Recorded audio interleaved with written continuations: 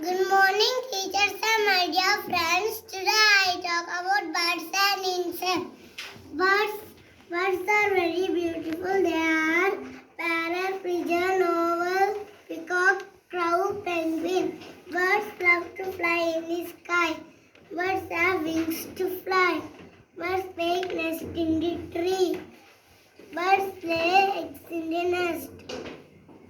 Birds have feathers on their body.